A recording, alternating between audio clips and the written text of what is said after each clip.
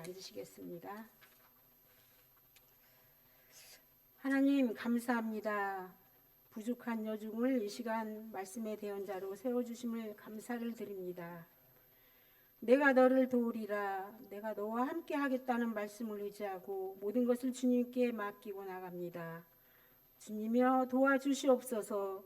오직 성령이 말하게 하심을 말하고 운행하시는 시간 되게 하옵소서.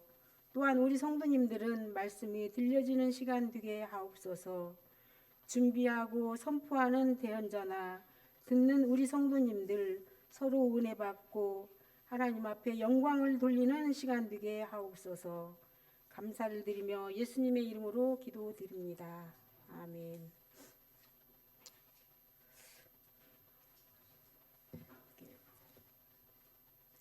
연속 한 2주 정도가 계속 추운 날씨를 계속하고 있습니다. 그런 추움에도 불구하고 종종 되고 교회에 오면은 정말 우리 행복한 교회는 방주교회는 행복한 교회라는 것을 문을 딱 열으면은 느낄 수가 있어요. 따뜻함이 너무너무 행복해요. 교회 들어올 때. 우리 성도님들도 그렇게 이 성전 문을 들어오실 때 이름처럼 이곳에서 행복함과 그런 하나님의 사랑을 느끼는 그러한 우리 성전이 되기를 바랍니다. 여러분들은 쓰임 받기를 원하십니까? 그런데 또 쓰임을 받으려면은 특별한 사람만 쓰는 것 같아라고 그런 생각을 하실 수도 있습니다. 그런 생각이 들기도 합니다. 그런데 하나님은 특별하지 않은 사람 평신도를 오늘 평신도인 느헤미야를 통해서 하나님의 역사를 이루어 가시는 것을 볼 수가 있습니다. 이스라엘 영토는 2만 제곱킬로미터, 우리나라로 따지면은 경상남북도의 그러한 크기라고 아주 작은 그러한 나라입니다. 우리나라도 작은 영토로 남과 북이 갈려 있듯이 이스라엘도 그 작은 영토가 남유다와 북이스라엘로 나누어져 있습니다. 그런데 북이스라엘은 우상들만 섬깁니다. 근데 남유다도 변질되어서 우상을 섬기게 됩니다. 그래서 하나님께서 심판을 하셔서 그 남유다가 BC 586년에 바벨론에 의해서 멸망하게 하십니다. 그래서 백성들은 포로로 잡혀가게 됩니다. 그렇게 또 포로로 잡혀갔는데 바벨론도 그 당시에 제국이라고 불려졌던 페르시아의 또 속국이 되어집니다. 남유다의 멸망과 함께 바벨론의 포로로 잡혀간 느헤미야는 그 상황 속에서도 아닥사스다 왕의 술 맡은 그 관원 고위 관직에 오르게 됩니다. 고대에서는 높은 관직 중에 하나로 존경받고 신임받는 그러한 자리입니다. 그 술 맡은 관원이 하는 일은 대적들이 술에 독을 타서 왕을 암살하려는 그러한 일들이 종종 있었기 때문에 아주 자주 빈번하게 있었다고 합니다. 그래서 왕이 그 술을 마시기 전에 거기에 독이 있는지 없는지 그거를 확인하는 그런 자리입니다. 이러한 자리이기 때문에 신임을 하지 않으면은 세울 수가 없는 그러한 자리입니다. 그래서 왕의 신임을 받고 높은 관직에서 산의 진미를 누리며 풍요로운 생활을 하고 있는 부러울 것이 없는 사람이었습니다. 이러한 생활을 하고 있는 느헤미야는 포로로 오늘 우리가 본문에 읽었지만 포로로 잡혀오지 않는 그 고국 땅에 있는 하나니아와 그의 형제들 몇몇 사람을 통해서 그 고국의 소식을 듣게 됩니다. 그 소식은 그 지방 거기서 그 3절 말씀에 보면 그 지방 거기서 큰 환난을 당하고 능욕을 받으며 예루살렘 성은 허물어지고 성문은 불탔다라고 그렇게 전합니다. 고국의 성이 무너지고 성문도 불탔다라는 안타까운 소식을 들은 느헤미야는 수일 동안 슬퍼하며 하늘의 하나님 앞에 금식하며 기도하였다라고 4절에 말씀하고 있습니다.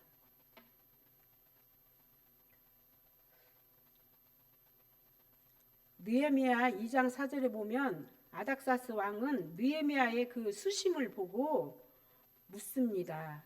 내가 무엇을 원하느냐?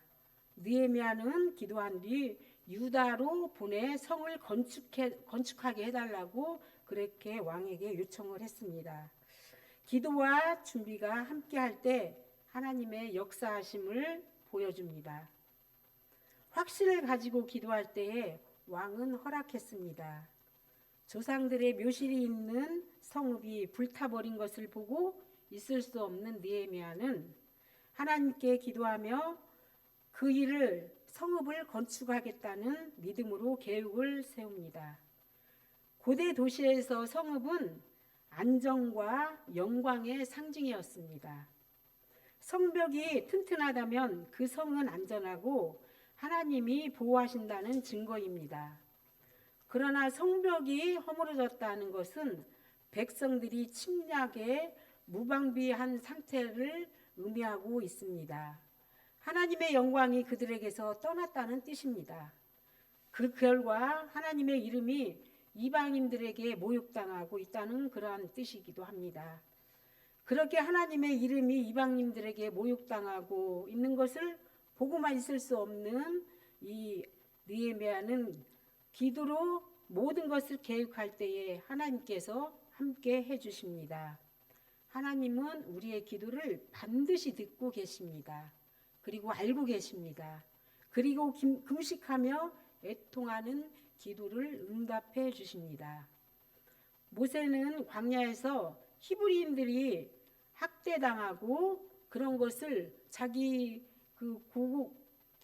그 백성들이 그렇게 학대당하는 것을 보고만 있을 수 없어서 이집트인들을 죽이죠. 그리고 미디안으로 도망가서 목동의 삶으로 숨어서 살게 됩니다. 궁중 생활을 포기를 하고 그렇게 그러한 일을 감당을 했습니다. 느헤미야도 보면 지금으로 말할 것 같으면 대통령 경호실장쯤 되는 그러한 자리를 내려놓고 동족들의 고통의 소리를 듣고 결국 예루살렘으로 돌아가 무너진 성벽을 재건하는 놀라운 일을 담당하게 됩니다.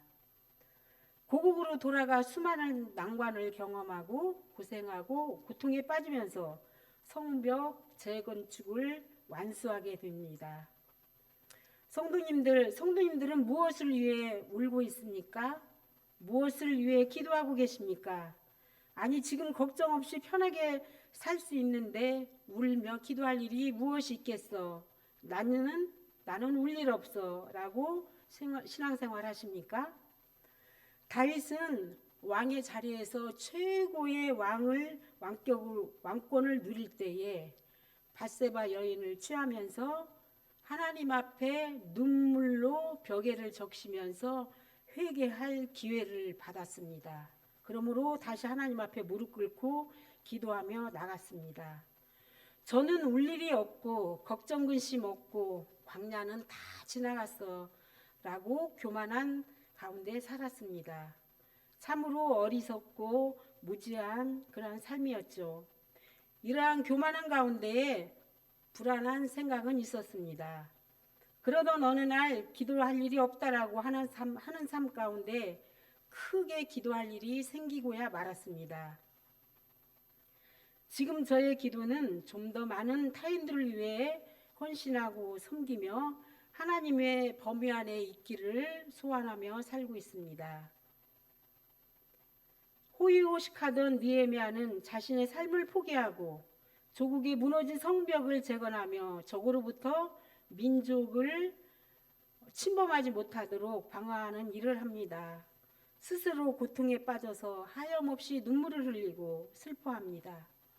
보통의 사람들은 어려운 일을 만나면 남 탓을 하게 되는데 느헤미야는 6절 하반절에 보니까 나와 내 아버지의 집이 범죄하여 예루살렘 성이 무너지고 성문이 불탔다라고 신앙을 고백합니다.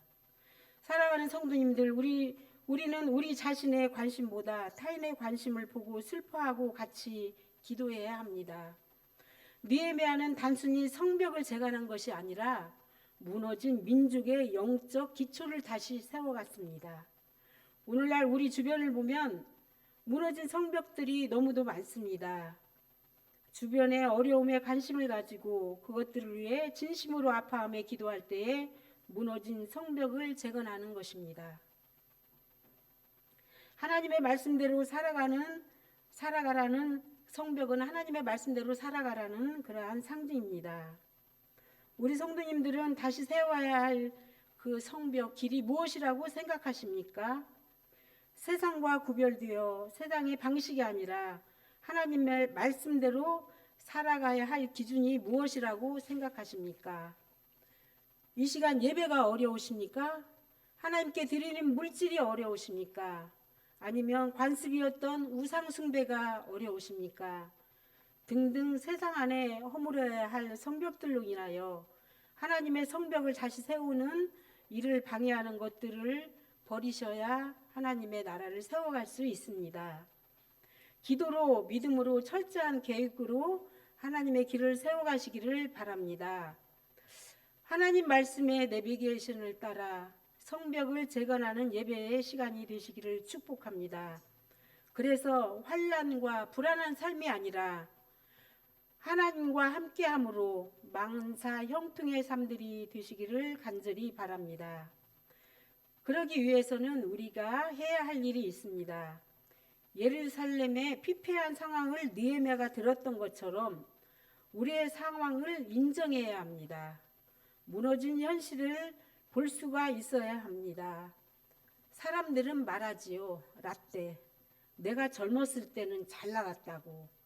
과거를 회상하며 왕년만 생각하고 현실을 인지하지 못할 때가 더러더러 있습니다. 그래서 무너지지 못하는 벽들이 있습니다. 지금의 힘없고 나약한 모습에 현실감을 느끼고 이런 모습에 울 수밖에 없고 내 힘으로는 어떻게 할 수 없는 연약함으로 기도의 새로운 길을 세워야 합니다. 느헤미야는 그 고위 관직에 부러울 것이 없었지만 나 혼자는 어찌할 수 없어서 하늘의 하나님께 간구하고 나아갑니다. 불신앙에서 신앙으로 살아간다는 거 쉽지 않습니다. 하지만 불신앙의 삶에서 신앙의 삶으로 옮겨져야 새로운 성벽을 쌓을 수가 있습니다. 우리 자신의 삶도 내 뜻대로 안 될 때가 있습니다. 느헤미야는 성벽을 재건함에 있어서 산발락과 그 여러 사람들로 인해서 그 동료들로 인해서 많은 방해를 받습니다. 문짝을 달기도 전에 소문과 비방을 터뜨려서 중단시키려 방해를 했고 심지어 느헤미야를 죽이려고까지 계획을 세웠지만 느헤미야는 기도와 결단으로 공사를 멈추지 않고 계획한 모든 것을 추진하고 나갑니다. 하나님이 동행해 주신 거죠. 결국 52일 만에 방해를 극복하고 재건을 할 수가 있었습니다. 수천 킬로 떨어진 먼 곳에서 고관에 위치해서 안락한 삶에서 고국 예루살렘의 비참한 삶을 모른 채 할 수도 있지만 느헤미야는 예루살렘의 성벽을 재건합니다. 느헤미야는 타인의 불순종을 자신의 불순종이라고 회개합니다. 디모데후서 3장에 보면 말세에 대해서 많은 증거들이 나옵니다. 그 중에 3절에 보면 무정하여 원통함을 풀지 아니하며 모함하며 절제하지 못하며 사나우며 선한 것을 좋아하지 아니하며 등등 많은 것들이 있는데 무정하다는 뜻은 공감하지 못한다라는 뜻입니다. 정이 없고 차갑고 친절이 결핍된 그러한 상태입니다. 철저히 자기중심적 사고방식으로 인해 타인은 눈에 들어오지 않습니다. 타인의 아픔, 슬픔, 고통은 전혀 나와 상관이 없습니다. 내 중심적으로 이기적으로 살면 많은 부와 명예는 누릴 수가 있습니다. 그렇지만 그것들이 커지면 커질수록 나는 더 외로워질 수가 있습니다. 타인과 같이 할 때 하나님의 은혜를 누릴 수가 있습니다. 타인의 삶을 위해 기도로 살아간 독일 고아의 아버지 조지 뮬러의 이야기입니다. 뮬러는 평생 5만 번의 기도응답을 받았고 1만 명이 넘는 고아들을 돌보았다고 합니다. 오늘 저녁을 먹고 나면 내일 아침 먹을 거리가 없습니다. 당시 고아원에는 400명의 아이들이 있었습니다. 그날 아침 역시도 먹을 것이 없습니다. 식탁에 먹을 것이 없습니다. 그런데 뮬러는 그 400명의 아이들과 식탁에 둘러앉아 감사할 것이 없는데 감사의 기도를 드렸습니다. 바로 그때 기적처럼 문을 두드리는 소리가 납니다. 새벽에 빵집 주인이 빵을 많이 구워서 빵을 가져왔고 우유 배달원이 수레가 마침 그 고아원 앞에서 고장이 나서 운반을 할 수가 없어서 신선한 우유를 기부를 한 것입니다. 마치 이스라엘 백성들이 광야를 나올 때 메추라기와 만나를 받은 것, 그러한 역사가 일어난 것이죠. 하루하루 한 끼니 한 끼니 먹을 것이 없어도 하나님의 그 응답하심에 그러한 것들을 체험하고 평생을 살아갔습니다. 전적으로 하나님만 믿고 나갈 때에 빵을 주시고 성벽을 재건할 수 있는 은혜를 베풀어 주십니다. 우리는 느헤미야처럼 고위 관직이 될 수는 없지만 다시 세워야 할 성벽이 무엇인지 알아내야 합니다. 그리고 계획하고 기도하며 나갈 때 하나님은 그 기도의 제목에 우리를 세워주십니다. 올려주십니다. 주어진 삶 때문에 아파하는 자들이 많이 있습니다. 허물어진 삶들이 있습니다. 앉아서 아파만 하지 마시고 하나님만이 베풀 수 있는 긍휼을 기대하고 나아가십시오. 곧 완전하신 하나님께서 온전히 맡길 때에 우리와 함께 해주십니다. 느헤미야와 같이 자신을 위한 기도를 넘어 민족과 열방 그리고 타인을 위한 기도의 삶을 헌신으로 우리의 삶을 채워 나가야 합니다. 모세는 우상 숭배로 멸망당할 이스라엘 백성의 구원을 위해 생명을 내어놓고 기도합니다. 아브라함은 조카 롯의 가정과 그들이 거주하는 소돔과 고모라를 위해 기도했습니다. 하나님은 우리에게 이 선진들의 본을 받아 다른 사람들을 위해 기도하며 살기를 원하십니다. 사회와 교회, 가정 안에 산재되어 있는 문제 앞에 비판하고 손가락질하는 벽을 무너뜨려야 하나님의 말씀에 서게 됩니다. 세상과 구분되어 살아갈 성벽을 재건하십시오. 우리의 삶에 하나님의 나라를 세우는 일은 그것 또한 결코 쉽지 않습니다. 느헤미야는 기도하며 나라와 민족을 위해 세상의 빛과 소금의 역할을 감당을 했습니다. 하나님은 하나님의 사역을 완성시키기 위해 사람을 부르십니다. 자아를 뒤로하고 타인을 위해 헌신할 때 우리는 하나님이 부르시고 찾으시는 그 한 사람이 될 것입니다. 이사야 6장 8절 말씀에 보면 내가 누구를 보내며 누가 우리를 위하여 갈꼬, 하나님이 내가 누구를 보내며 누가 우리를 위하여 갈꼬라고 물으실 때 이사야는 내가 여기 있나이다 나를 보내소서라고 자원하며 대답하고 나갑니다. 느헤미야는 무너진 조국의 성벽을 재건하는 일에 쓰임받기를 원했습니다. 이사야처럼 내가 여기 있나이다 라고 자원하며 나갔습니다. 하나님을 경외하고 회개하며 마음에 합한 다윗, 사명에 목숨을 걸고 죽으면 죽으리라 하고 나아간 에스더, 예루살렘 회복을 위해 꽤 괜찮은 배경을 뒤로하고 복음을 위해 모든 것을 버린 바울, 이들이 하나님께 쓰임받은 것은 고통에 민감한 심령으로 타인을 위해 기도하며 결단하며 자기 자신의 삶을 포기하고 하나님의 뜻에 순종하며 나갔기 때문입니다. 고린도전서 3장 16절에서 18절 말씀인데요. 16절만 보도록 하겠습니다. 너희는 너희가 하나님의 성전인 것과 하나님의 성전이 너희 안에 거하시는 것을 알지 못하느냐. 우리는 하나님의 성전입니다. 하나님의 성전인 우리의 몸을 잘 관리해야 한다는 것이죠. 우리의 몸은 하나님이 거하실 처소입니다. 하나님의 성전이 거룩하듯이 우리의 몸이 거룩해야 합니다. 거룩한 생활을 하고 거룩한 성벽을 우리 마음 안에 세워가야 합니다. 성벽을 재건하는 과정은 결코 쉽지 않습니다.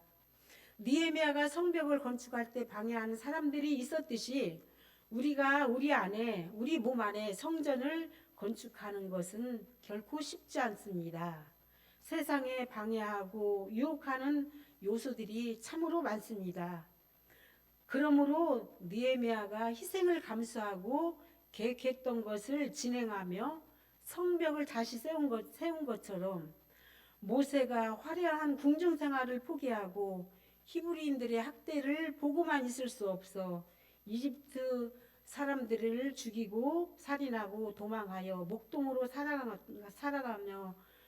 것처럼 우상 숭배로 멸망당한 이스라엘 백성의 구원을 위해 생명을 내어놓고 기도한 것처럼 아브라함이 조카 롯의 가정과 그들이 거주하는 소돔과 고모라를 위해 기도의 삶을 산 것처럼 하나님을 경외하고 회개하며 마음에 합한 다윗처럼 사명의 목숨을 걸고 죽으면 죽으리라 라고 고백한 에스더처럼 예루살렘 회복을 위해 꽤 괜찮은 배경을 포기하고 복음을 위하여 모든 것을 버린 바울처럼 선진들은 목숨도 아끼지 아니하며 방해의 벽을 넘어 하나님의 나라를 기도로 세워갔습니다.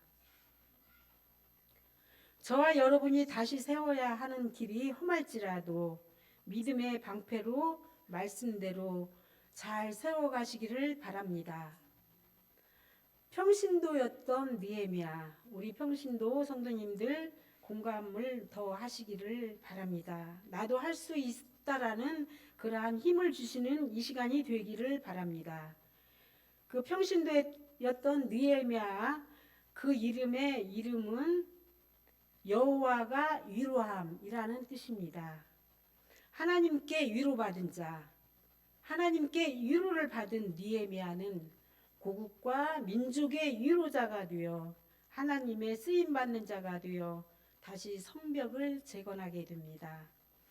저 또한 하나님의 위로하심을 받고 또 그 위로로 다른 사람을 위로하며 새로운 성전을 건축하기를 저희 몸 안에 여러분 몸 안에 다시 세워가기를 간절히 소원합니다. 기도하시겠습니다. 하나님 감사합니다. 느헤미야처럼 무너진 성벽을 향한 눈물을 주시옵소서. 우리의 삶과 우리 나라의 무너진 곳을 보며 좌절하기보다 주님의 마음으로 아파하며 기도하게 하옵소서. 주님께서 다시 회복의 역사를 이루어 주시사 저희들 삶 가운데 다시 새롭게 세우실 삶을 간구하며 하나님의 말씀대로 살아가게 하옵소서. 그리하여 하나님께서 세우실 성벽을 우리 안에 세우게 하시사 위로하며 타인들을 위하여 기도하며 우리를 헌신할 수 있는 그러한 삶들이 되게 하여 주시옵소서. 감사를 드리며 예수님의 이름으로 기도드립니다. 아멘. 교회 소식입니다.